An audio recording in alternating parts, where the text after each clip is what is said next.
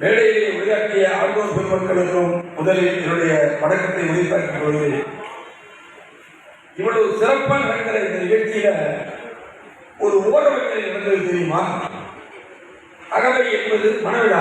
மனவிழா இருவருக்கும் தகுந்தால எல்லா லாபத்தையும் நல்லா நல்லா எழுதி வர அப்படின்னா என்ன அர்த்தம்? அம்மாவை பற்றி சொல்ல வேண்டிய அவர் பேருலேயே நீ பார்த்துருக்கீங்க. யார் நல்ல ஒண்ணு அவர் பேர் சொல்லுவாங்க. ஏற்போது என்ன சொல்லி என்னை பேச வைத்தார்கள், உடனே அவரை சொல்லி வைத்தார்கள், உடனே பழக்கப்படுறாரு.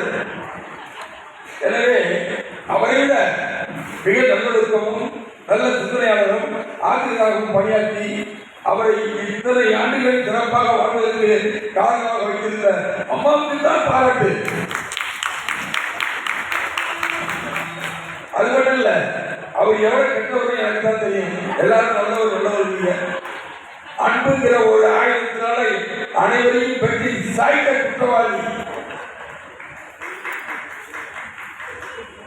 அன்பு என்ற ஒன்றை கையில் வைத்துக் கொண்டு அனைவரையும் அவர் இதய திரையிலே சிறை வைக்க வந்தவர். நல்லவர், ஒழுங்ககியர், நாணயமானவர், நம்பிக்கையானவர், உள்ளொன்று வைத்து புறமொன்று பேச தெரியாத புனிதமானவர், மா மனிதர். இவற்றை தவிர அவரை புகழ்வதற்கு வார்த்தைகள் இல்லை. நேரமும் அதிகமாகிவிட்டது. எனவே நான் பகுதிவாளர் இயக்கத்தை சார்ந்த முறையில் ஒருவர் வாழ்த்துவதால் மட்டும் வாழ மாட்டார். அவர்கள் தன் வாழ்க்கையை வாழ்த்துகிறவர்கள் சொல்லுகின்ற அறிவுரையை ஏற்று தன்னுடைய வாழ்க்கை சிறப்பாக வைத்துக் கொள்ள வேண்டும். அந்த ஒரு பிரிண்ட் அவுட் போட்டோம் வாழ்த்து.